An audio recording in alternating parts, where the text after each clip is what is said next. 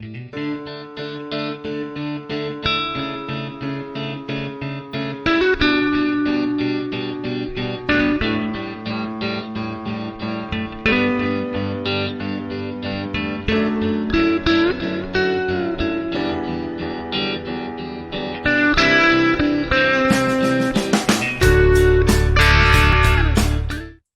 ¿qué tal? Y bienvenidos a Letras Habladas número 20.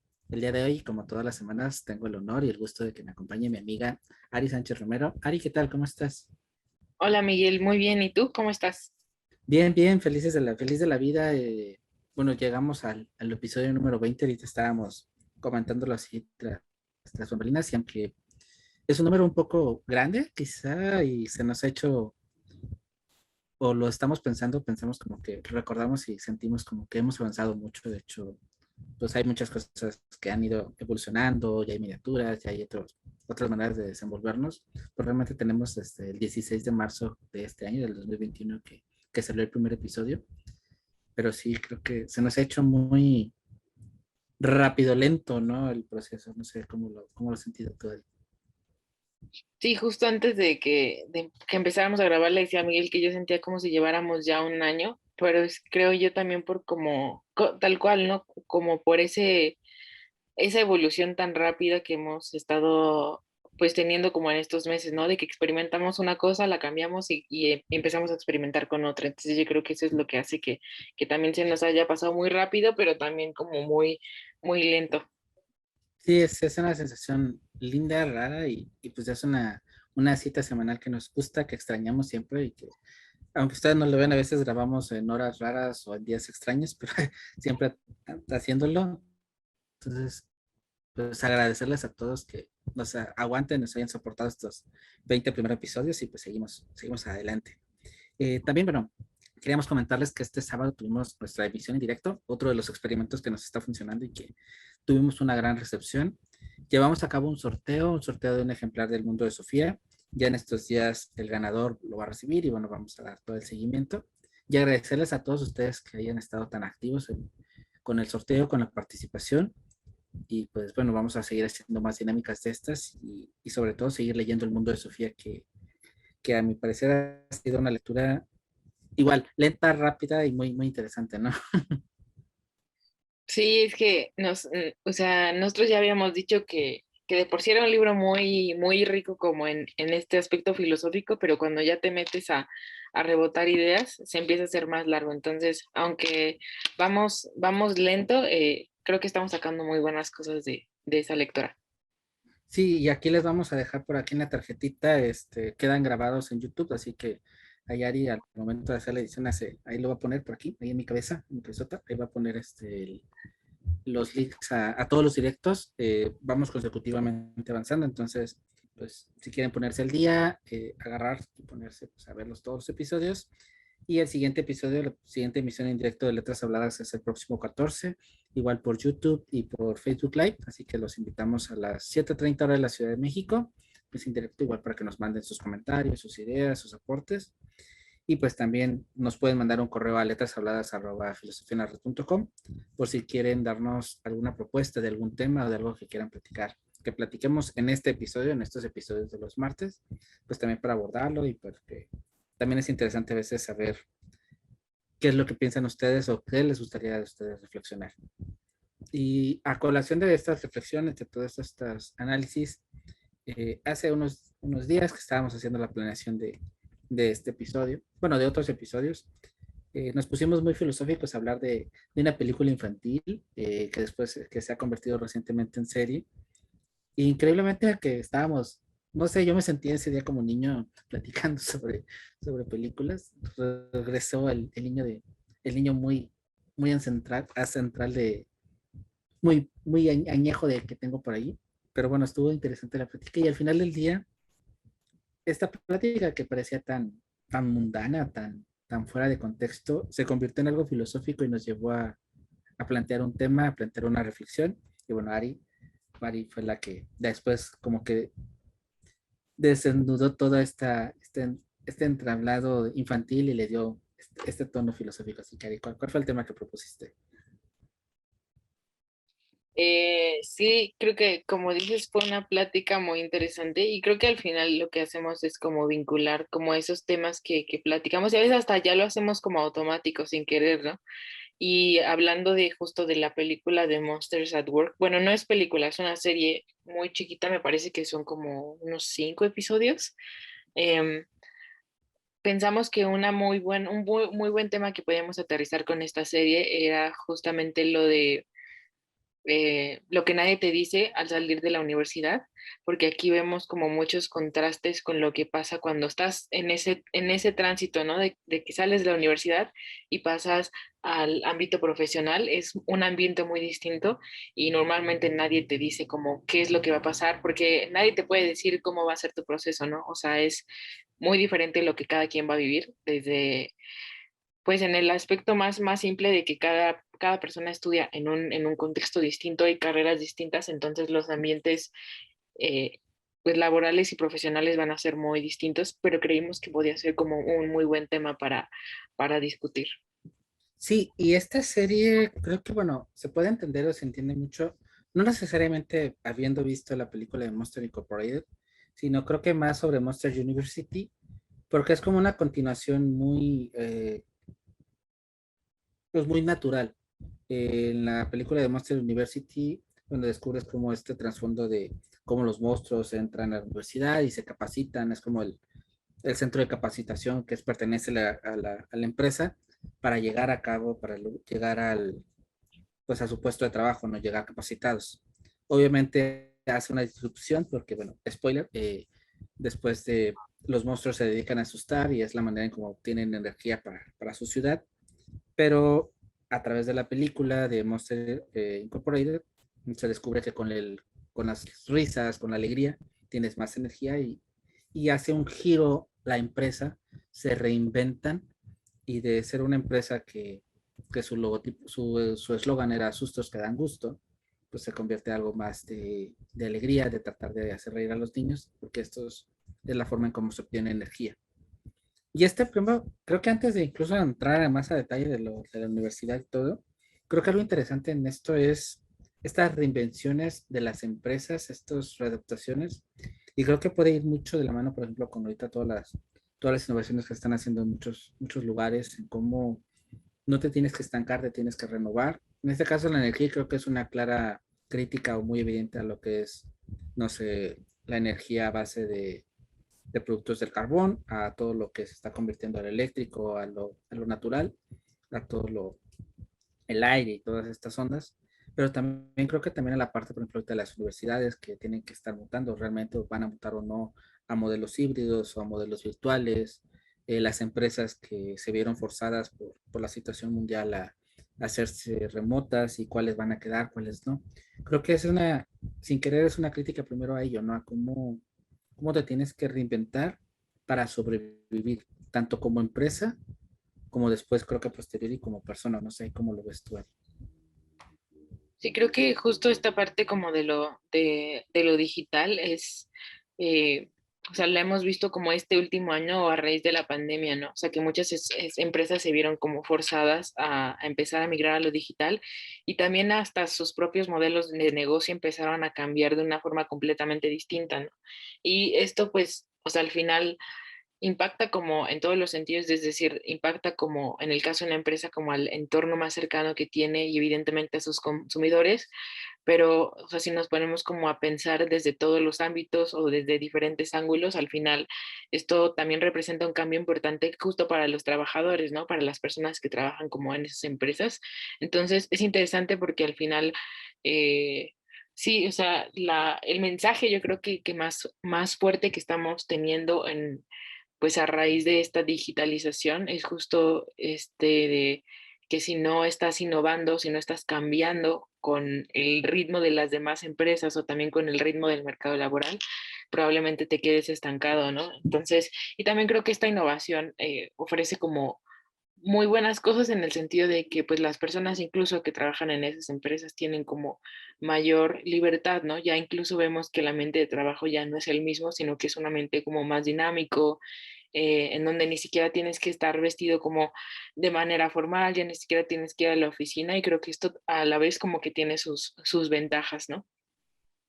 Y sí, pero en los cambios, ahí siempre, lo que marco yo siempre es la resistencia, ¿no? Porque siempre cuando uno quiere cambiar, innovar, cuando ya sea por voluntad o por necesidad, en este caso, por ejemplo, Monster University es o Monster Incorporated, eso es por necesidad, porque bueno, ya eran los sustos que ya no daban gusto, sino que hacía todo complicado y que encuentran una nueva fuente de energía y que cambian un poco forzados por toda esta, por presión. Pero en cualquiera de los dos lados, ya sea que cambies porque quieres hacerlo o porque te ves forzado, la resistencia es siempre lo más grande. Creo que, y eso desde las cabezas hasta los trabajadores, ahora sí que toda la fila, porque siempre hacer cambio siempre duele y siempre incomoda y no todas las personas lo van a aceptar, no todas las personas van a aceptarlo, van a subirse al barco e incluso si se suben va a haber resistencia, ¿no? Eh, un pequeño spoiler, un pequeño comercial, a lo mejor me pongo muy romántico en ese sentido porque bueno, en unos meses, en un mes más, exactamente, casi exactamente, Filosofía en la Red va a celebrar una disrupción que tuvo el 11 de septiembre del 2020, donde precisamente se innovó y se cambió y se vino a una revolución en cuanto a su manera de ser, en su estructura. Y esos cambios precisamente hablaban se reflejó en eso, o sea, en estas resistencias a cambiar, en cómo, incluso en estos procesos que se van viendo y se van avanzando, como siempre algunas personas se resisten y cambiar es complicado. Está en nuestra naturaleza quedarnos. Hablamos mucho de la zona de confort y de salir de nuestra zona de confort, pero realmente en la práctica creo que nos gusta estar ahí. Creo que no nos gusta movernos y nos gusta que las cosas queden ahí tal cual.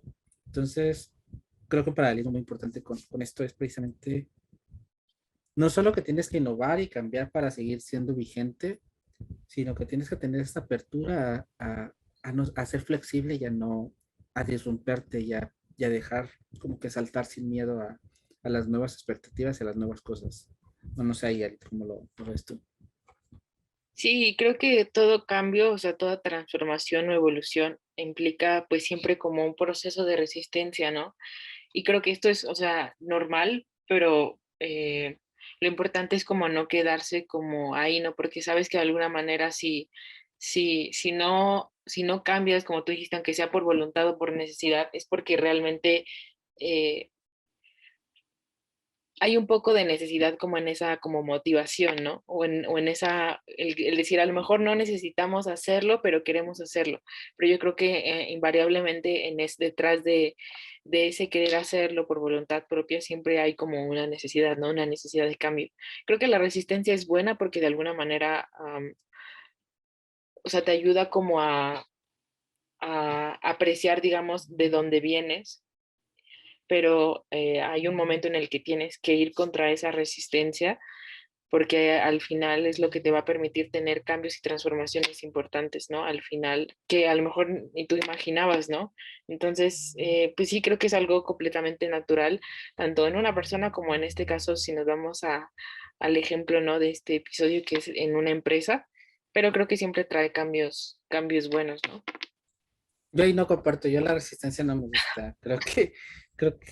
O sea, resistirse creo que no está, a mí no me gusta, al contrario, o sea, creo que si bien sí tenemos siempre que recurrir a ese pasado y tenerlo como en un recuerdo, creo que aventarse y no resistirse es lo importante. Creo que, por ejemplo, yo lo tengo muy presente en la tecnología. Eh, Todas las tecnologías, las innovaciones, pues entre más te resistas, pues más te va comiendo el mundo. Entonces, es irte adaptando a las nuevas cosas, irte adaptando a las innovaciones y todo para no solo avanzar con la corriente, sino incluso ser ese punto de lanza, esa referencia. Entonces, creo que resistirse habla más como de ti como persona, de que no te quieres, como que no eres tan abierto a las situaciones y no estás como que tan permisible hacia los cambios. Creo que sí cambiar duele porque cambia tu modelo, cambia tu estructura, cambia cómo tú desempeñas, cambia cómo haces las cosas, pero al final del día, pues incluso nosotros, la vida misma es un proceso de cambio, o sea, es de bebé, cambiaste de niño, a adulto, tatas. Entonces es algo inevitable y es algo natural. Creo que el resistirse va en contra de la natura del ser humano como especie, como tal, porque se queden, es como si un bebé se quedara siempre como bebé y es algo pues que no es natural. Entonces creo que sí tenemos que romper esos paradigmas y decir, órale, duele, sí, es difícil, sí, y entre más grande eres, más te cuesta a veces adaptarte a esas innovaciones y más ves a los chicos y se revolucionan, ¿no? Y entre más grande, incluso depende si a lo mejor el planteamiento te lo hace, tienes 40 y viene alguien de 40 y te dice, bueno, vamos a cambiar de esta manera, pues a lo mejor lo puedes entender porque, bueno, es alguien de tu edad, alguien que va contemporáneo a ti, pero si tienes 40 y viene alguien de 15 y te dice, oye, mejor hay que hacer esto, lo vas a desacreditar por la edad, por toda esa chispa, por toda esa energía que trae. Entonces creo que también es permitirnos a veces ser un poco, recuperar ese niño interior que rescataba al principio y decir, bueno, órale, hay que romper y hay que atreverse. Con cuidado, sí, no puedes tampoco aventarte a la loquera y decir, hoy, del día para mañana vamos a hacer esto y ya lo anterior no se va a hacer, sino siempre hacer las cosas paulatinas, pero permitirte hacer esos cambios. Y creo que ahorita de lo que mencionabas al último es, o sea, algo que me llama mucho la atención porque también es algo que te dicen mucho, ¿no? De que entre más eh, cambies o digamos, como no ponga resistencia cuando eres joven, es mucho más fácil y te va a facilitar la vida cuando ya estés más grande, ¿no? Y creo que pues sí es algo muy común que vemos, o sea, las personas como más grandes que evidentemente no pertenecen como a la generación en la que nosotros estamos, es mucho más fácil ver que estos cambios no son recibidos como de una buena manera, ¿no? Porque eh, por ejemplo, en las generaciones ya mucho más grandes, a personas mayores, vemos cómo no están acostumbrados como a esta parte de la tecnología y es algo muy difícil de hacer y muchas veces hasta se ponen como esa barrera de que es que la tecnología es difícil o la parte digital es difícil y no puedo hacerlo, pero muchas veces te das cuenta de que realmente no es como que no puedan hacerlo, sino que la barrera que se ponen es más mental porque yo creo que a cualquiera en algún principio se le hace difícil o se le hace algo muy grande esta parte de lo digital, pero cuando te metes realmente te das cuenta de que no necesitas como demasiado conocimiento, sino simplemente como, pues ahora sí que aventarte como a experimentar con ese tipo de cosas y darte cuenta que al final no es tan difícil, ¿no? Pero como muchas veces esta forma de pensar o de que no podemos o de que es demasiado difícil es lo que nos termina como limitando. Y en esto podemos hacer una analogía como por ejemplo con las plataformas digitales, ¿no? No sé, a lo mejor alguien ya ha entrado más mayor, dice, bueno, yo soy solo feliz con Netflix y me quedo con Netflix, lo que hay en Netflix. Y alguien más joven sabe que tiene Netflix, sabe que tiene YouTube, sabe que tiene Disney Plus, sabe que tiene... Y puedes ir mutando, migrando o cancelando un mes una y es como que más natural este salto de chapulín de un lado a otro, pero precisamente, o sea, aunque es algo tan banal, o sea, quiere decir precisamente que te adaptas a las cosas, ¿no? Y que también no te casas con una plataforma, no sé, sabes, a lo mejor el día de hoy si será en Instagram, pues se hace el fin del mundo un día, pero al día siguiente aparece otra aplicación, ya sea de Zuckerberg o del más, y al final del día te vas a mudar y los jóvenes se van a mudar y van a adaptarse a ello. Entonces, creo que precisamente esta apertura en cuanto a cosas tan simples como estos ejemplos, te permiten darte como esta idea de cómo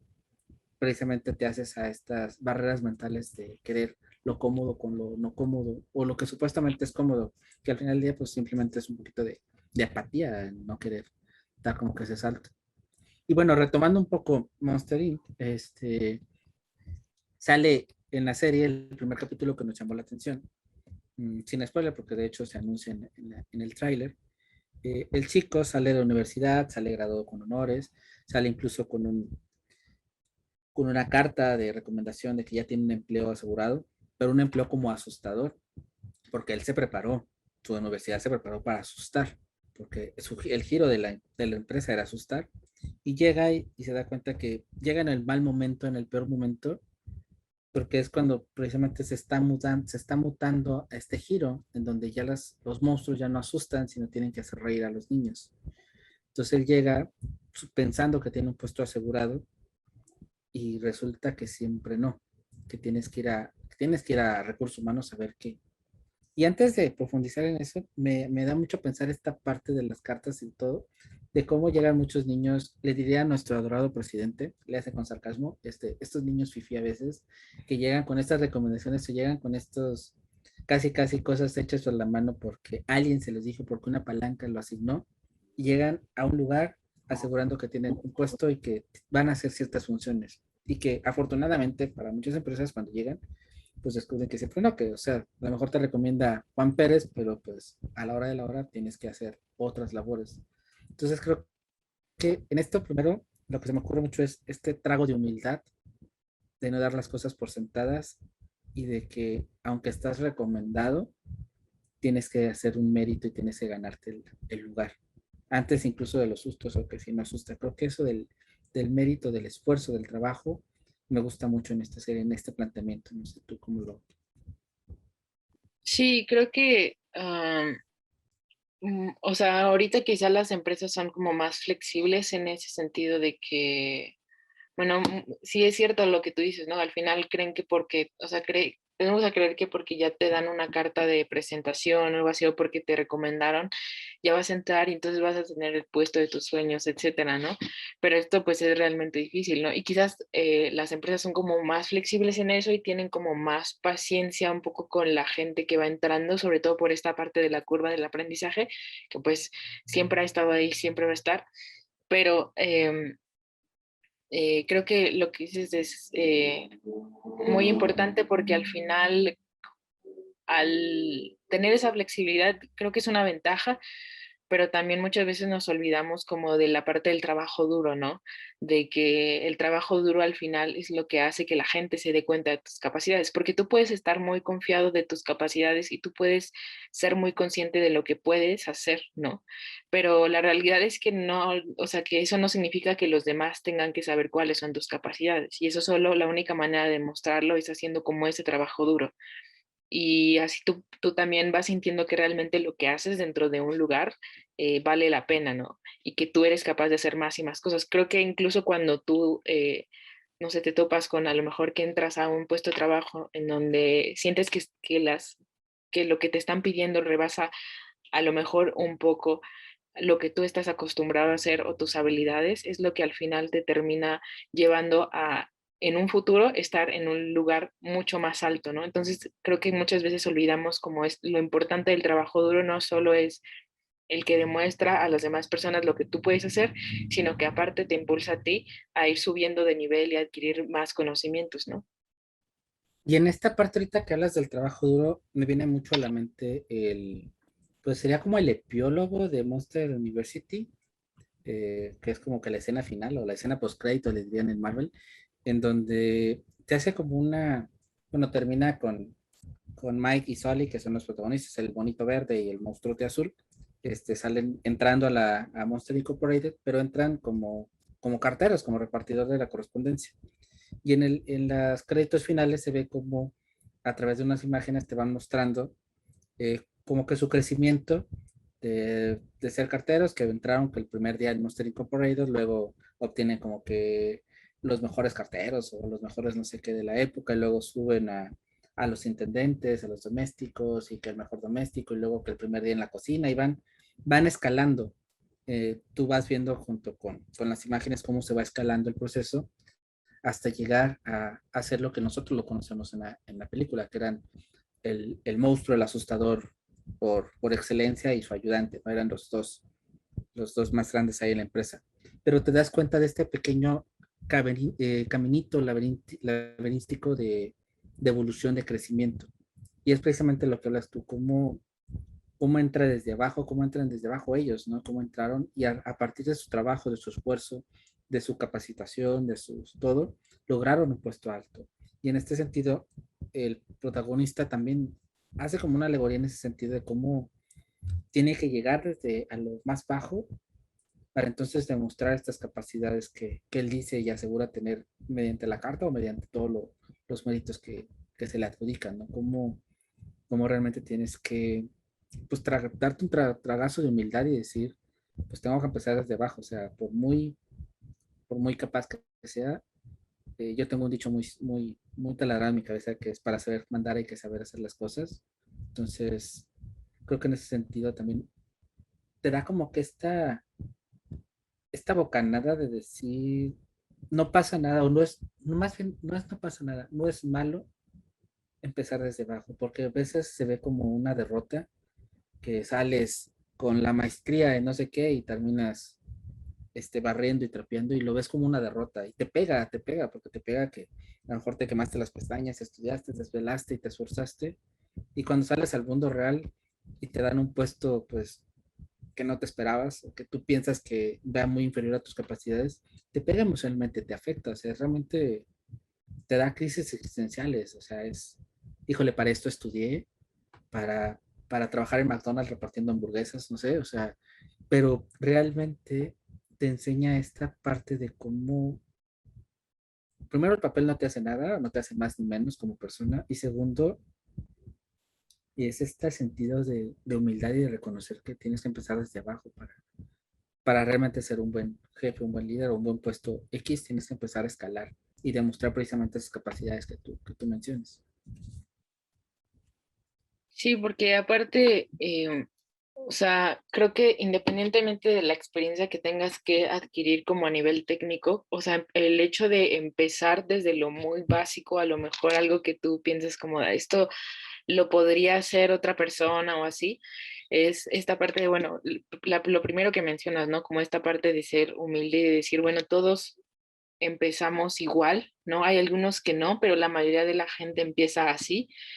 Y otra cosa muy importante es como que tienes que adquirir otro tipo de habilidades, ¿no? Como estas habilidades blandas que no las adquieres de un día para otro. O sea, que es muy difícil que las adquieras si, por ejemplo, tú entras a una empresa y entras en un puesto que a lo mejor es bueno, es alto, eh, pero al final te está saltando como un crecimiento importante, ¿no? Es como si un niño pasara desde la niñez a la adultez, se estaría saltando como una parte muy importante que es ese inter entre ser niño, ser adolescente y ser adulto, ¿no? Entonces, ahí lo que no vemos normalmente es que también empezar así es ir construyendo también una identidad, por ejemplo, a nivel profesional muy distinta de que si nosotros empezaríamos en un nivel a lo mejor un poco más arriba o con más responsabilidades, ¿no?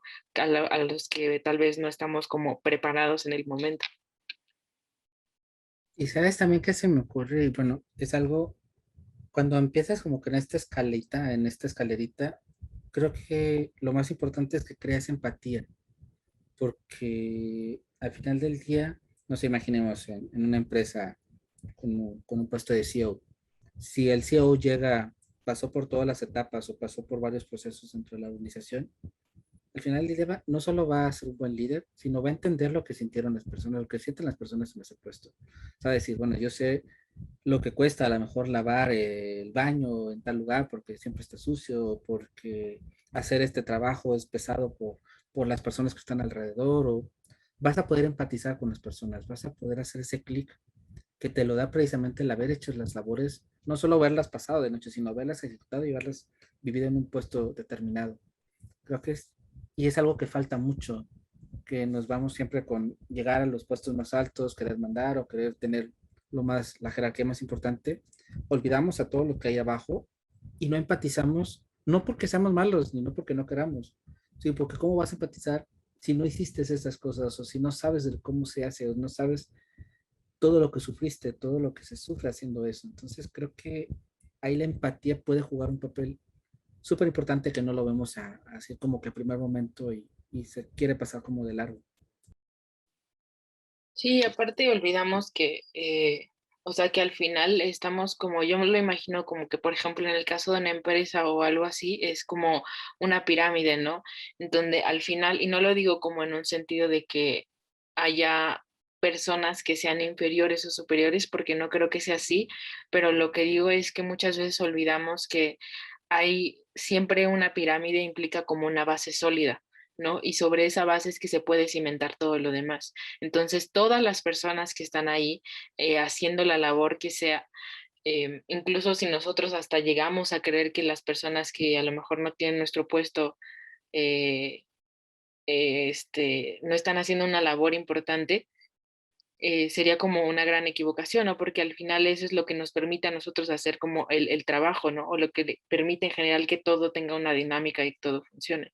Entonces esa parte que me dijiste de que al final lo que hace es como que la empatía sea como un factor clave ahí, me parece como muy, muy, muy interesante.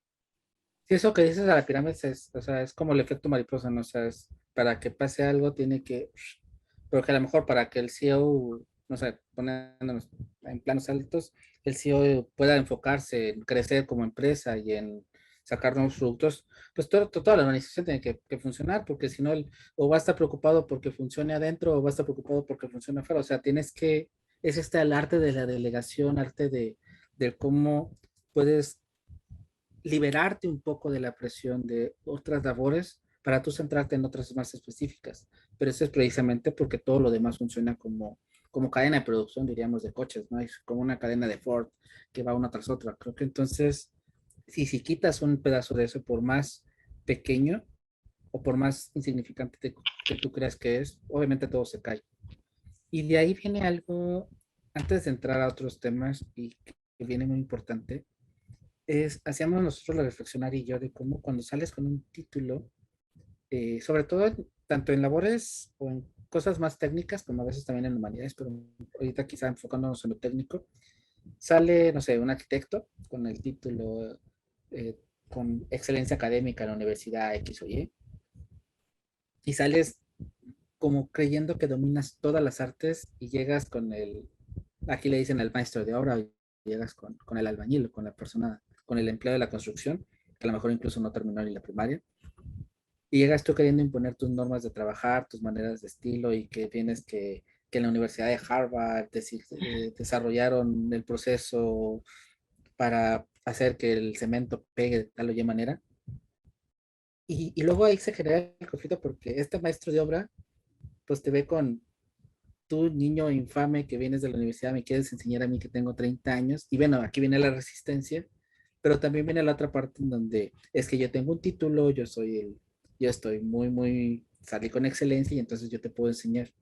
Y es ese conflicto, ¿no? Esta experiencia contra esta novatez, esta resistencia contra esta innovación, pero al mismo tiempo creo que aquí no hay este punto medio en donde tienes que entender tú con esta innovación que muchas veces aprendes más de la experiencia también, aprendes más bebes de este día a día que se ha producido. Le digo, pues, pasa mucho en las cosas técnicas, en las cosas más de trabajos de campo, en donde como que llegamos con soberbia con un título, a querer imponernos, a querer revolucionar las cosas, cuando a veces también hay que tener este lado de, sin soberbia, saber que hay cosas que funcionan y cosas que no nos enseñaron en la escuela y que funcionan en el mundo real y cómo poderlas como empatar y revolver.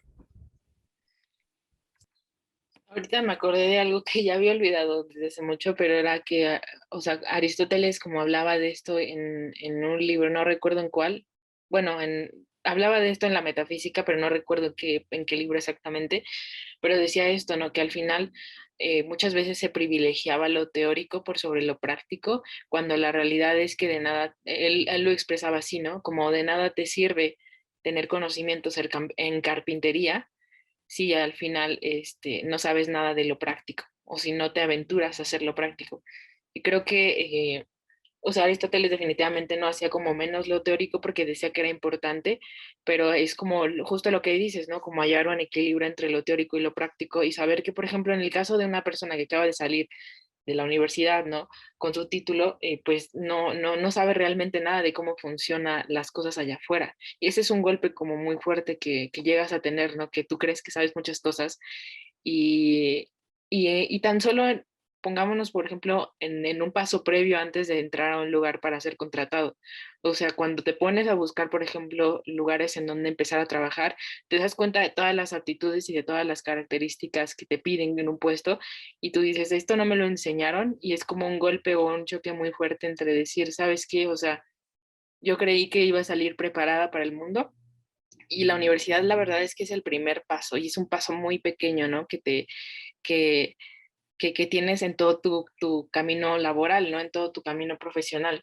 Y a propósito de esto, yo siento que, bueno, más bien no siento porque lo he vivido y también lo he visto en muchas personas. Por ejemplo, yo lo veo mucho desde la perspectiva, evidentemente, como de las humanidades, pero recuerdo mucho que en este último semestre que yo estaba como de universidad, fueron a dar como una plática egresados de ahí mismo, que no tenían mucho tiempo que habían egresado, pero que nos decían que ustedes saben hacer cosas increíbles, ustedes saben leer y saben escribir, y con eso ustedes ya tienen el camino trazado y ustedes ya pueden empezar a buscar trabajos. Y aunque sonaba muy coherente para otras personas que lo escuchaban, yo decía, pero es que todas las personas saben leer y escribir, o sea, bueno, de las que están en la universidad o así, o incluso personas que no han, o sea, que no estudiaron la universidad, o a lo mejor incluso que no terminaron secundaria o primaria, hay un porcentaje importante de personas que saben leer y escribir. ¿Qué me hace a mí diferente de eso, no?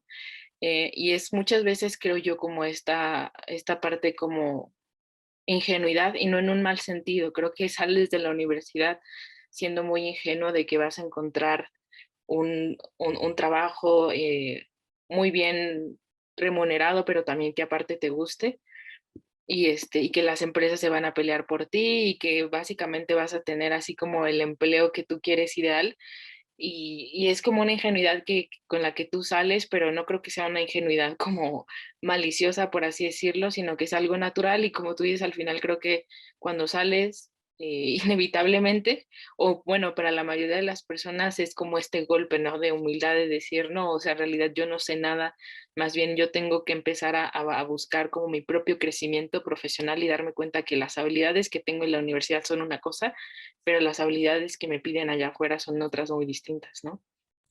No, y en esa ingenuidad, igual sin agredir a ningún egresado de ningún lado, pero luego a veces sale que, bueno, no sé, sobre todo aquí en México, que tenemos la oportunidad de las universidades públicas, que también se compite de universidades públicas, universidades privadas, y muchas veces si depende de la universidad privada, digo, sin demeritar a alguien, porque obviamente hay muchos matices y hay muchas personas que no son así, pero una gran mayoría es que tengo el título de tal universidad, y el tener ese título de tal universidad te lleva un peso en tu mente que te hace mejor a una universidad pública o una universidad, y también depende qué universidad pública, porque no va a ser lo mismo, no sé, la universidad pública, la UNAM, que es universidad pública, es la UNAM, porque es la UNAM, a otra universidad a lo mejor pública de un estado, de un municipio, de una ciudad pequeña. Y obviamente esto impacta, porque bueno, eso sí es verdad y es evidente que a muchos reclutadores de talento les sigue seduciendo el título y te premian por dónde vienes, que en lugar de lo que eres, pero afortunadamente también ya viene toda esta inversión de recursos humanos en donde ya no, el título es importante, pero es como que, ok, sí, estás titulado, pero demuéstrame que dónde viene o qué más vienes a hacer.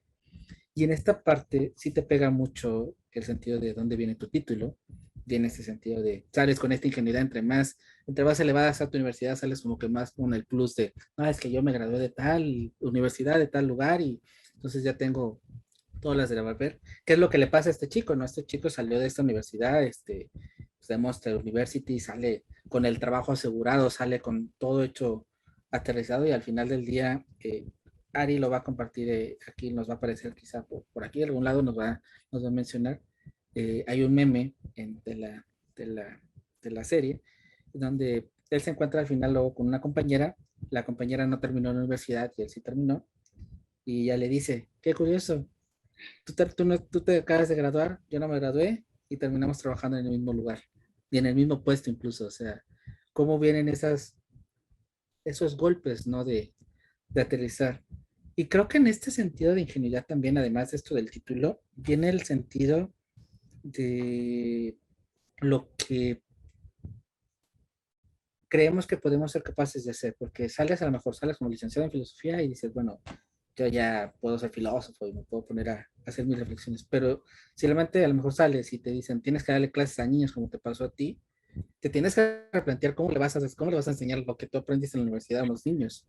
O si te metes a bachillerato, o si te metes a, no sé, o si te metes, logras una investigación o lo que sea, tienes que replantear realmente si sabes hacer las cosas y que obviamente es muy diferente al estilo que tú manejaste como universitario para hacer un trabajo de la universidad, allá realmente trabajando con las exigencias que se te piden.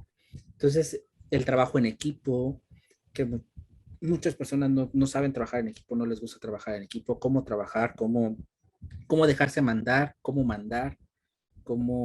integrarse, cómo no. Cosas que, como dices tú, son esas habilidades blandas que no se enseñan en la escuela y que cuando eres recién egresado, te cuesta, porque sales con el chip de, o sea, la mayoría, porque hay igual ciertos matices, hay universitarios que trabajan, que estudian, pero la mayoría ahora sí que el ideal, el que solo se dedicó a estudiar y sale ya al mundo real, a los tiburones de la realidad, pues sales con el chip de que estoy en escuela y que pues lo mismo que me exigen en la escuela me va a pasar aquí y pues no, el trabajo es un mundo diametralmente opuesto de muchas maneras, desde los jefes hasta los mismos compañeros, porque ya los compañeros no solo compiten porque quién va a lograr el 10, sino por triunfar, por mejorar, por ascender, porque te van a bullear o te van a poner el pie para que te equivoques, para que te regañen, para que, o sea, es un mundo muy, sí es paralelamente similar a la escuela, pero también es muy diametralmente opuesto a la escuela.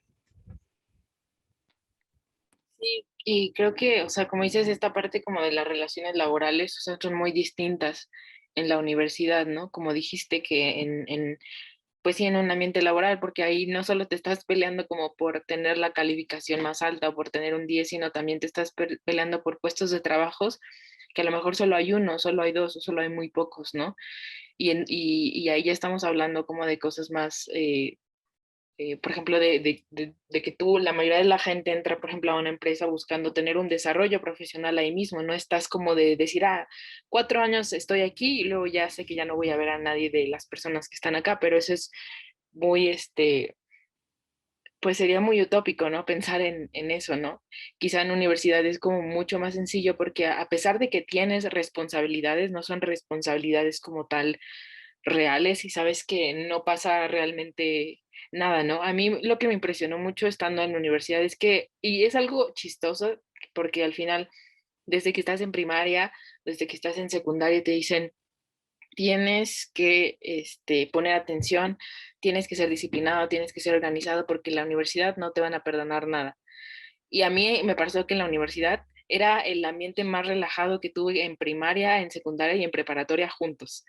O sea, lo realmente es difícil es cuando pasas a un ambiente laboral, ¿no? Y todo lo que te piden allá afuera, porque sucede que hace poco estaba leyendo justo como un libro de Byung-Chul Han que se llama La sociedad del cansancio y habla de esta parte de que en muchas ocasiones esta parte o este camino profesional tiene la peculiaridad de que tú mismo te presionas a ti, ¿no? O sea, ya no solo tienes a personas que te están presionando, digamos, como tus jefes o incluso tus compañeros de trabajo, sino que eres tú mismo el que se presiona y es una presión muy distinta a la que tú tienes normalmente en un ambiente escolar, que en realidad es un ambiente muy tranquilo o muy relajado en la mayoría de las veces, ¿no?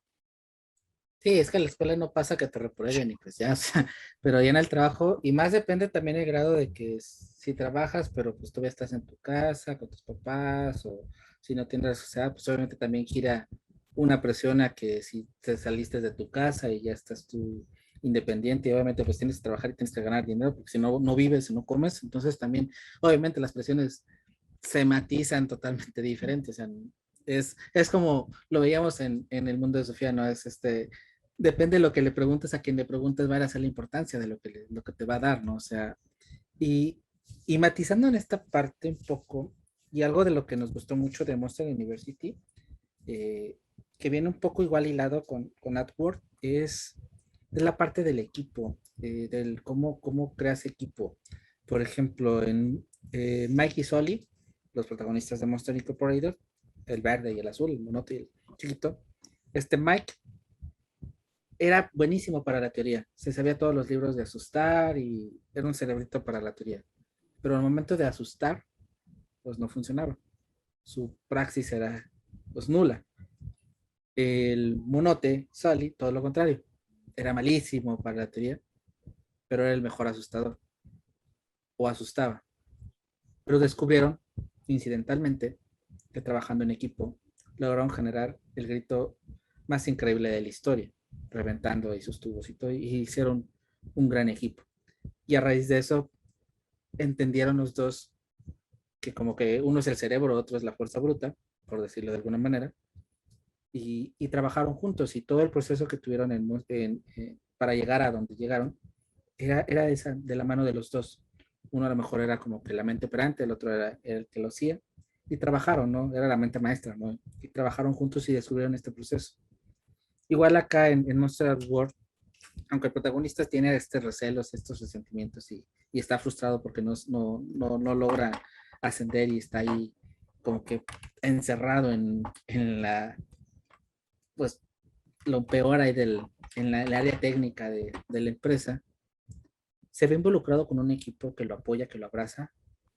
Y el primer capítulo cierra, y eso me gustó mucho, demostrando que él sirve para algo en ese equipo, porque tenía que reparar una puerta, algo así, y nadie puede voltear una llave. Y al final del día le dan la llave a él para que la gire. No, es el segundo episodio, perdón, para que la gire. Y cuando la gira, él se da cuenta y descubre que realmente él ocupa un puesto importante ahí y que él puede hacer algo, puede hacer un cambio ahí. Y que realmente su presencia es importante. Entonces es donde te das cuenta y creo que aquí es donde quiero llegar. Esta necesidad de los trabajos en equipo, de descubrir que a veces no eres capaz para ciertas cosas, pero no regañarte o no castigarte porque no eres capaz para hacer las cosas. Porque luego pasa eso, dices, híjole, a lo mejor yo intenté, no sé, editar videos y no se me da, o no tengo la paciencia para editarlos o lo que sea, pero no por eso soy malo, o no por eso es algo que no puedo hacer, eso es algo que no se me da, que no tengo la destreza, pero a lo mejor otra persona sí la tiene. ¿Por qué no dividir y decidir que podemos trabajar en equipo y lograr algo mejor, algo juntos que pueda dar mejores resultados que a lo mejor hacerlo yo solo o hacerlo a otra persona solo? Entonces creo que este trabajo en equipo, que es algo que está muy presente en las dos, en Monster University y en Monster at Work, creo que habla mucho sobre todo del trabajo como tal, y que acuerda muchas cosas en la vida en lo general, de cómo debemos de reconocernos en lo que no somos capaces, pero no castigarnos porque no somos capaces, sino juntarnos mejor con gente que sí, y entonces lograr ese balance de tú eres bueno en esto, yo soy bueno en esto, entonces mejor juntamos y ya no solo somos dos personas buenas en dos cosas diferentes, sino somos un solo ente capaces en dos grandes cosas. No sé, ahí tú, Ari, ¿cómo ves? Sí, creo que, o sea, por ejemplo, esta parte del trabajo en equipo es muy evidente como bueno, en la primera película, ¿no? De Monster Inc., en donde vemos cómo literalmente Mike le echa porras a Soli, ¿no? Y lo ayuda a entrenar, etcétera, porque a lo mejor, como tú dices, él sabe como que no es su fuerte, pero justo esta conjunción hace que salgan como un buen equipo, ¿no? Y salgan muy bien parados dentro de la empresa, ¿no? Pero aparte, algo que me resaltó mucho de Monsters at Work y que lo vimos, de hecho, en la primera película, ¿no? De Monsters Inc., es esta parte de cómo Mike desde un principio ya se veía que a lo mejor no era su fuerte esta parte de asustar, pero sí era muy bueno como frente a una audiencia o sí era muy bueno hablando con la gente o interactuando con la gente, ¿no? Era muy chistoso, o sea, como que tenía mucha gracia y esto lo vemos ya más aterrizado en Monsters at Work, en donde su fuerte de este Mike es hacer reír a la gente, ¿no? Y eso le beneficia porque pues ese es el giro que al final toma la empresa, ¿no? Ya no se dedican a generar energía por medio de sustos, sino por medio de risas. Y entonces ahí Mike es donde se destaca. Y no vemos precisamente a Soli como frustrado, sino que sabe que se puede apoyar de Mike. Y entonces ahí funciona igual el equipo, o sea, es el mismo equipo, pero ahora ya Mike es donde puede aportar más como en ese sentido, ¿no? O sea, o aportar de otra forma distinta. Y se me vino esto a la cabeza con lo que dijiste, que al final es no frustrarte porque a lo mejor sientas que no eres muy bueno en algo, porque eso no significa que no eres bueno en nada, sino solo significa que no eres bueno en una cosa, ¿no? Pero la realidad es que hay muchísimas otras actividades, hay millones de actividades o habilidades que tú puedes desarrollar, eh, y que no necesariamente porque seas malo en una quiere decir que seas malo en las demás, ¿no? Y en este sentido, Mike pudo como explotar ese talento que tenía y que a lo mejor no hubiera podido descubrir, ¿no? Si no hubiera dado como ese giro Monster Inc. Y cómo con su talento o con esa habilidad como nata que tenía, empezó a capacitar a las otras, pues sí, a los otros monstruos que estaban ahí y empezarles a enseñar a cómo hacerlo, ¿no? Porque al final se ve cómo Mike no solo hace equipo con Soli, sino como que empieza a usar también lo que él sabe con las demás personas y eso al final beneficia a pues tanto a la empresa, ¿no? Como a cada uno de los involucrados, de los que están ahí trabajando, pues. De esta hay una frase, creo que el mito popular se lo atribuyen a Darwin, pero creo que no la dijo Darwin, que es que si juzgaran a un pez por su habilidad de caminar, pues, pues sí, pues sería un tonto. Creo que está atribuida a Darwin, pero creo que no es de Darwin como tal. Pero bueno, el sentido es eso, ¿no? De cómo el ser malo en algo no te hace malo en todo. Y aquí rescato, hay tres matices muy interesantes porque, bueno, está Mike, está el protagonista de Monster at War y está Sully. Mike se trauma. En Monster University se frustra porque él no puede asustar, porque él se empeña y no puede asustarse, no puede asustar.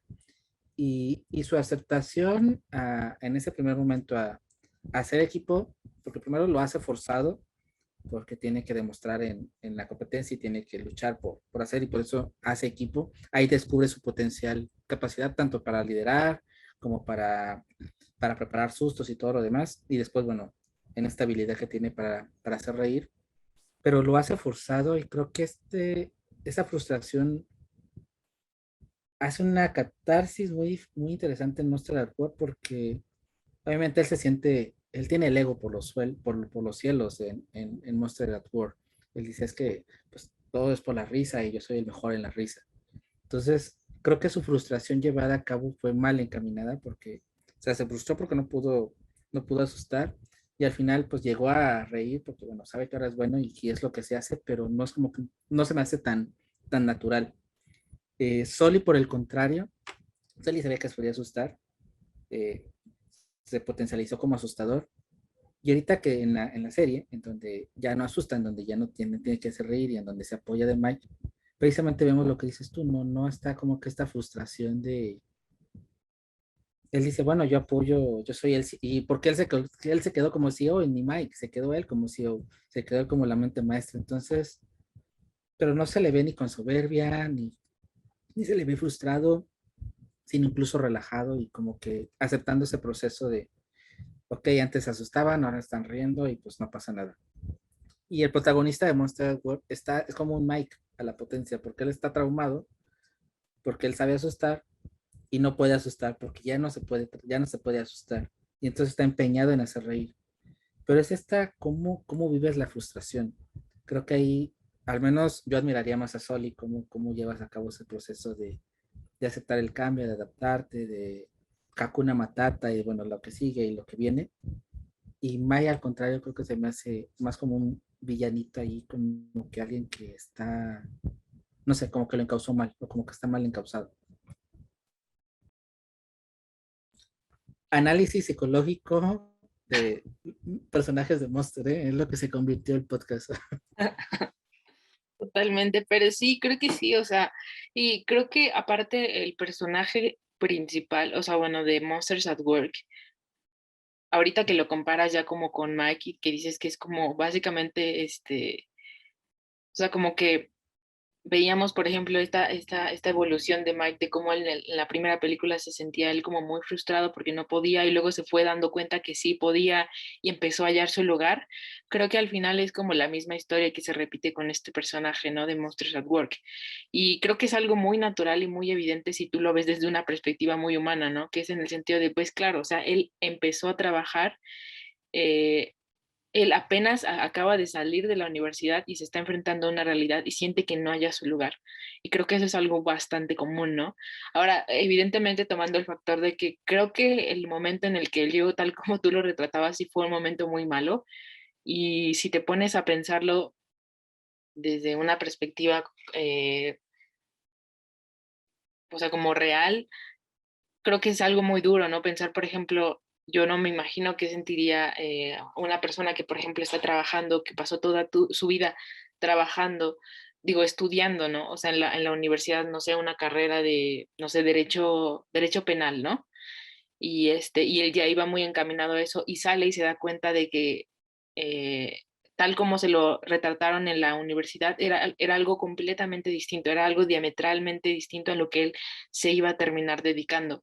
Y esto le pasó al personaje principal, ¿no? Que él se entrenó en la universidad para asustar y yo creo que su educación iba encaminada a eso y salió y se dio cuenta de que iba a tener que dedicarse a eso, o sea, si quería estar en esa empresa, iba a tener que hacerlo, pero desde otro lugar que era de aprender a hacer reír a los niños, ¿no? Y él probablemente no sabía si él era bueno haciendo eso o si él era malo, pero era algo que no tenía ni siquiera en el radar porque nunca había, nunca había, digamos, le había pasado por la mente esta perspectiva, ¿no? De que iba a dar ese giro a esa empresa. Entonces creo que, o sea, verlo así como desde esa perspectiva de saber que, en primer lugar, la posición en la que él está, pues es algo muy natural. Es decir, que creo que a todos les pasa, a todos nos pasa que cuando salimos de la universidad sientes que nunca vas a hallar algo realmente que te haga feliz o que sea realmente bueno, pero más bien es como parte del proceso, ¿no? Y a lo mejor nadie te lo dice, pero por eso es muy importante el trabajo en equipo, porque te van diciendo, ¿sabes qué? Yo empecé así y es de ir subiendo, es de ir subiendo y es de trabajo duro.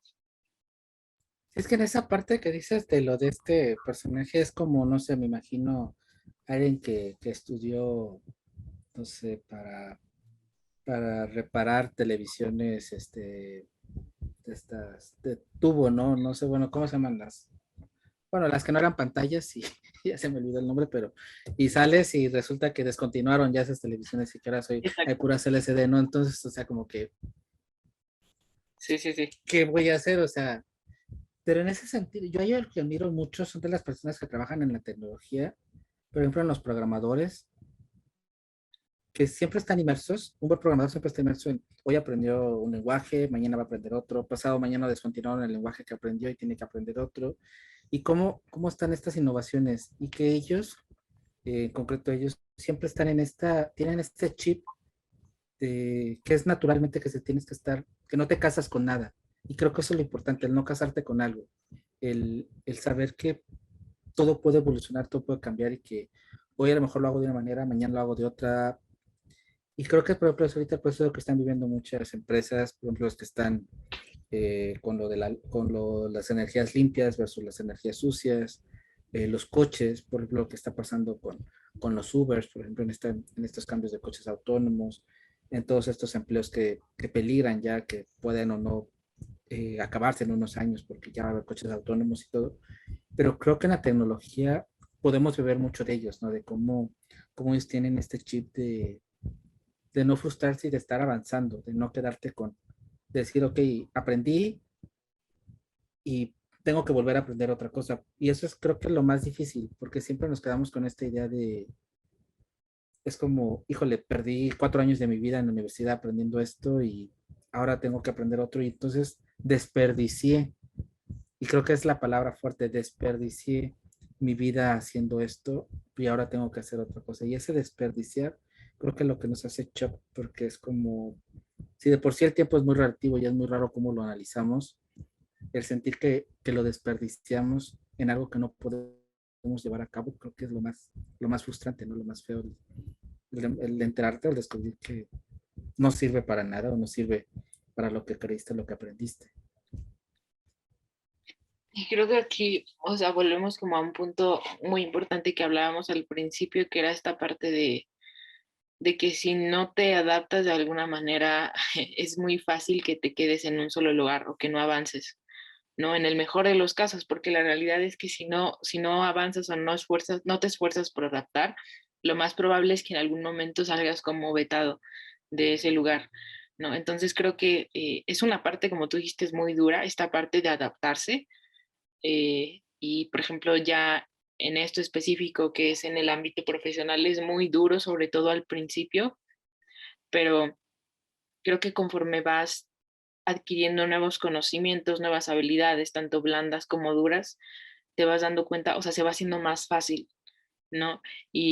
Pero la realidad es que siempre tienes que estar como en ese constante aprendizaje, ¿no? El gran error sería dar por sentado que lo que sabes siempre se va a mantener así, ¿no? Y yo me pongo a pensar como mucho en que hubo un tiempo, ahorita ya no tanto, pero hubo un tiempo en que se empezó como a viralizar una imagen donde decía los empleos que ya no van a existir en 10 años, ¿no? Y había muchísimas personas que se empezaron a frustrar por eso, pero no se ponen a pensar que también o sea, que siempre se puede dar un giro, ¿no? En que siempre te puedes terminar adaptando a algo distinto, ¿no? Como si es como irónico porque quedarte con esa idea de que, ay, no sé, en 10 años mi empleo ya no va a existir, sería como pensar que las personas solo somos buenos en una cosa, ¿no? Y la realidad es que pues eso no es verdad, ¿no? Y aparte, como lo dije, creo que siempre puedes dar un giro, siempre puedes estar evolucionando o dándole un toque distinto a lo que tú haces hoy. No quiere decir que ya porque algo no exista de la forma en que tú lo conocías necesariamente sea malo. Exacto, y en eso ahorita me viene a pensar hace como 3 semanas salieron la noticia de que GitHub había sacado, GitHub es un repositorio de proyectos open source y habían sacado, estaban desarrollando una inteligencia artificial que puede programar en muchos lenguajes y que solo tú pones lo que quieres hacer en lenguaje llano y simple y normal y te das líneas de códigos. Entonces empezó la comunidad programadora, empezó a levantar ceja de, pues iban a perder su empleo, ¿no? Porque pues ya no iban a programar, y todo iba a estar. Ya después en esta recuperación, bueno, esa inteligencia artificial está muy lejos de la perfección, llega como al 40% de las veces que ejecuta el código lo hace correcto. Igual es un porcentaje alto, pero no tan peligroso.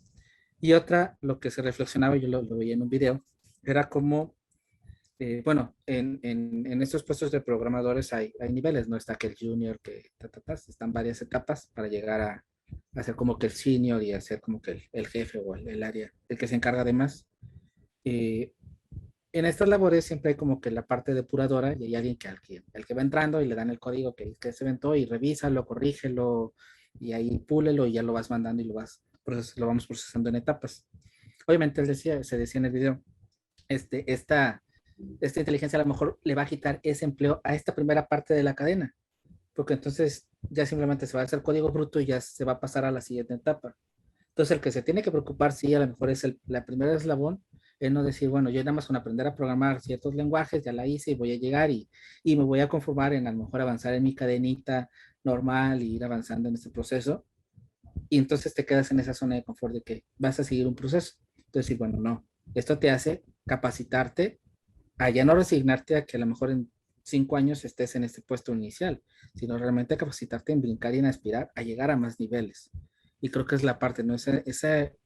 Esos retos que tú mencionabas también, en cómo te tienes que retar a ti mismo, decir, bueno, están estas situaciones adversas, ¿qué puedo hacer yo? Que a lo mejor esto me puede quitar el empleo en esta situación. Bueno, yo, ¿qué puedo aprender? ¿Qué le puedo, qué le, cómo puedo contrarrestar esto, ¿no? A lo mejor, no sé, alguien va a dar clases, ahora una inteligencia artificial va a dar clases, bueno, pero al final del día alguien a lo mejor va a tener que nutrir esa información, entonces, pues mejor me preparo en cómo nutrir la información de esa inteligencia artificial y quizá ya no doy clases, pero yo soy el que nutro, entonces le doy ese giro a la tuerca y empiezo. Es en esta parte de permitirse evolucionar, siguiendo con lo darwiniano, ¿no? Permitirse seguir como que avanzando y no resignarte. Que creo que la parte aquí principal de todo este Monster creo que es el sentido, ¿no? De cómo permitirse probar nuevas cosas, hacerlas y no tenerle miedo a las nuevas cosas, a los nuevos proyectos, a las nuevas aventuras. Porque al final del día, quizá descubres incluso algo que te gusta hacer y que pensabas que no te gustaba. Sí, creo que, o sea, esta parte que tú dices de cómo explorar nuevas áreas es algo muy importante y es algo que creo que deberían de alentarte más desde que estás en la universidad, porque muchas veces tu carrera, tenemos a creer que tu carrera nada más es tu carrera y que a lo que te vas a dedicar únicamente pertenece a ese campo, pero la realidad es que en muchas ocasiones vas a terminar haciendo otras cosas que ni siquiera tienen nada que ver con lo que tú estudiaste, ¿no? Y entre más fácil te hagas la vida como empezándote a meter a esas cosas, y más fácil va a ser cuando salgas, ¿no? Y lo digo también en el sentido de que en muchas ocasiones cuando tú empiezas a explorar otras áreas que a lo mejor ni siquiera te pasaban por la cabeza que te podrían interesar, terminan interesándote y terminas como teniendo un especial interés por a lo mejor irte ya como por esa vía, ¿no? A mí, por ejemplo, me pasó que cuando salía, pues filosofía nada más es esta parte de pues sí, como de investigar, mucha investigación, mucha escritura, etcétera, pero tú dices, a ver, ¿cómo puedo innovar? ¿Cómo puedo realmente ser alguien diferente de lo que están buscando allá afuera, ¿no? Es decir, por ejemplo, qué necesitas, ¿no? Aparte de poder escribir, o sea, qué habilidades necesitas para poder publicar, ¿no? O sea, ¿qué te gustaría hacer de aquí, no sé, por ejemplo, de 5 a 10 años, ¿no? O sea, realmente solo te ves como escribiendo o realmente solo te ves editando textos. Depende mucho como de tus aspiraciones, ¿no? Y por ejemplo, entre más te metas, por ejemplo, a otras áreas como marketing o edición o lo que sea, también vas descubriendo otras cosas para los que eres bueno o eres buena y que no te habías percatado porque ni siquiera te habías dado como la oportunidad de explorar esas áreas, pero también da la oportunidad o también da la pauta de que empieces a explorar otras partes de ti que a lo mejor no tenías tan estimuladas, por así decirlo, ¿no? A lo mejor, no sé, tu carrera o tu profesión es muy técnica, ¿no? Y entonces en ese sentido, tú siempre estás en contacto con, ya sea como con números o siempre haciendo como cosas de manera muy automatizada y lo disfrutas, pero incluso lo vemos aquí como mucho, o sea, en filosofía, de que la gente luego se acercan como físicos o matemáticos o ingenieros y te dicen, oye, es que quiero meterme a la filosofía porque siento que me falta algo, ¿no? Porque claro, o sea, si te dedicas a algo muy técnico, pues siempre esta parte muy rigurosa, muy rígida va a estar estimulada, pero yo creo que como seres humanos siempre tenemos esta parte de también estimular digamos que lo que está del otro lado, que es la abstracción. Entonces, qué mejor manera de tratar de encontrar eso, ¿no? Porque al final la creatividad, como sabemos, se puede manifestar de diferentes formas y no solo en lo que es como muy rígido o muy técnico se necesita creatividad, sino evidentemente también en lo muy abstracto o artístico. Y si tú te permites como explorar esas dos partes de ti, a lo mejor hasta terminas con nuevos gustos o diciendo, ¿sabes qué? Esto me gusta demasiado y nunca lo había pensado y a lo mejor hasta podría dedicarme yo a esto. Sí, creo que podríamos concluir en el sentido de, diríamos aquí en México, ser un estuche de monerías, tratar de darle, o sea, si bien has dicho, hay un dicho también, perdón que suene muy abuelito, pero me gustan mucho los dichos, luego siento que es mucha filosofía ahí, que quien mucho abarca, poco aprieta, pero también es cierto que debemos de conocer pues de todo un poco, debemos de tener como que esa noción y creo que ese podría ser como que el consejo, ¿no? Que estando, si estás en la universidad o si estás ya incluso más avanzado, no cerrarte a que solo tu campo o solo tu área es lo que tienes que saber. No es que se pretenda que sepas todo de todo y que seas un máster en todo, pero al menos tener los conocimientos, pues, como la cultura general de más áreas para tener como que esta apertura. Y por ejemplo, yo algo que rescataba mucho el otro día veía que estaban reflexionando sobre cómo ahorita en los Juegos Olímpicos, por ejemplo, las músicas con las que desfilaron era de la cultura de los videojuegos, eran, cuando salieron los comités olímpicos era con música de videojuegos, y cómo han descubierto que hay varios deportistas que han salido, por ejemplo, una tiradora con pistola, traía un dije de Witcher, y cómo han descubierto así como que cositas medias interesantes de jugadores, de deportistas que tienen como que estos guiños a la cultura geek. Y aterrizaban y reflexionaban en el sentido de que precisamente no nos debería de sorprender porque no dejan, porque son humanos tal cual, con gustos, con preferencias, y aunque hacen un deporte y son atletas de alto rendimiento, pues también son humanos que van al cine, juegan, se divierten, hacen cosas normales. Entonces, permitirnos como que ese sentido, un sentido más banal o más académico es ok, a lo mejor tú eres un filósofo que solo te dedicas a leer, pero también te das el tiempo a aprender un poco de videojuegos, aprender de cultura, aprender de televisión, aprender de aprendizaje de marketing, de diseño, de lo que sea. Permítete abrir a más campos, no porque a lo mejor los vayas a ejercer incluso, sino por conocer, por curiosidad, por ese morbo a la sabiduría, por ese amor que dices tener a la filosofía. Y entonces permite que esta sabiduría te permee para, creo que entre más saber, aunque no sea un conocimiento tan denso, te va a permitir tener como que una apertura más hacia más saberes, hacia más placeres y disfrutarlo de otra manera. Creo que para mí ese sería como que el consejo, no permitirse aprender un poquito de todo y sin castigarse a que te tienes que aprender todo a ciencia cierta o que tienes que ser un versado en, voy a aprender matemáticas y pues tengo que llegar al máster de matemáticas. O sea, a lo mejor lo más básico de física, lo más básico de ciertos elementos, pero también sin castigarte a que tienes que ser el mejor, simplemente tener como que esa embarradita que te permita, quizá en un futuro, llevar a cabo esos conocimientos de alguna otra manera. Yo creo que también me quedaría como con esta parte de, o sea, como cierre lo que tú dices de no quedarte en un solo lugar como con un solo conocimiento, porque creo que también la filosofía es eso, ¿no? O sea, es como de, la filosofía es, o sea, es tan amplia que te permite pensar sobre todas las cosas. Y en este sentido, creo que entre más cosas tú sepas de tus intereses o de lo que sea, eso te ayuda también a abrir como más mundo y abrirte como a nuevas perspectivas. Entonces creo que eso siempre es muy bueno porque te ayuda a formar tu criterio propio, tu forma de pensar o la forma en que vas a ver el mundo.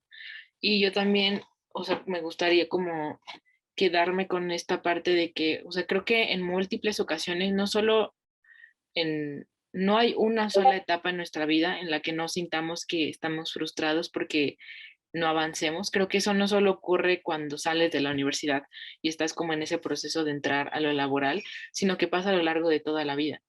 Y creo que lo importante de ahí, o lo que yo rescataría de esto, es que todos nos sentimos así siempre, en algún momento, pero no quiere decir que siempre nos vayamos a quedar ahí.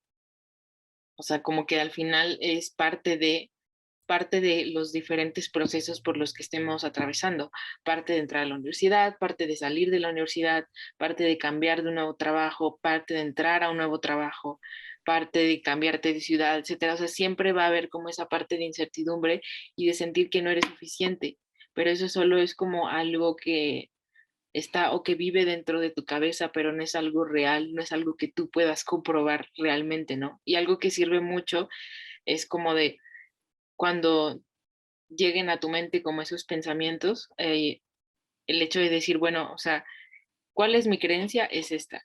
¿Qué evidencias tengo de que esa creencia es cierta? Y te vas a dar cuenta de que la mayoría de las veces no tienes ninguna evidencia de eso. Entonces creo que ayuda muchísimo como este ejercicio de saber que estás frustrado y que es normal. O sea, lo malo de quizá de ese momento sería que llegaras a un momento en el que el miedo te paralizara tanto que no hicieras nada por salirte de ahí. Pero creo que mientras te mantengas haciendo cosas, hay una frase que dice, que se me acaba de ir justo en este momento esa frase, pero, que se hace camino al andar, ¿no? Entonces, mientras tú caminas, es donde a lo mejor tú en ese momento no le ves como mucha solución o mucho sentido lo que estás haciendo, pero mientras te mantengas caminando, creo yo, es como donde vas a encontrar como esa salida, ¿no? Y a lo mejor tú solo, ¿no? Como de formas que ni siquiera te esperabas. Es una canción, Caminante no hay camino, se hace camino al andar. Sí, ¿no? Sí, sí, sí, es una Sí. canción. Y denota los gustos añejales de Ari, No, porque yo no es sabía que era increíble. una canción, ¿eh? Lo veo porque la frase la ubico, pero sí, hay muchas, es esa. Y bueno, ya para, ahora sí, cerrando, finalmente, el tema que viene la siguiente semana en nuestro siguiente episodio de cotidiano del martes es un tema, quizás puede sonar un poco repetitivo a un tema que acabamos de abordar recientemente, pero no es así porque lo vamos a abordar desde otra perspectiva. Así que Ari, y bueno, y viene a raíz de otra película que vi y que ahí le comenté a Ari y nos gustó, no sé, y también ya le dejé de tarea a Ari verla. Pero bueno, no sé, Adi, cuál es el tema que se nos ocurrió para la siguiente semana. Sí, el tema que se nos ocurrió es esta pregunta de que, pues si somos malos, digamos, por naturaleza o nos hacemos malos. Y está inspirado, como lo decía Miguel, en una serie que me recomendó mucho que se llama ¿Cómo se hacen los tiranos o algo así se llama? Cómo convertirse en tiranos y la película de Cruella también Ah, sí. de Disney Plus. Estamos muy Disney últimamente. Pero es muy, muy buen tema de como para hacerlo, porque al final el tirano es como la imagen ideal, ¿no? De lo que nosotros conocemos como una persona como mala, digamos, como ya no aterriza como una película, sino en la vida real. Entonces, es interesante ese tema y creo que es algo, una pregunta que se hace mucho en filosofía, esta parte de que si el hombre es malo por naturaleza o si más bien es la sociedad la que lo corrompe. Entonces, creo que es un muy buen tema para analizarlo desde ahí. Y atención, no vamos a justificar a ningún malo ni a ningún villano, es analizarlo en esa perspectiva y, o sea, eso es importante, o sea, no es de que nos vamos a poner ahí, ay, pobrecitos, están traumados y por eso no.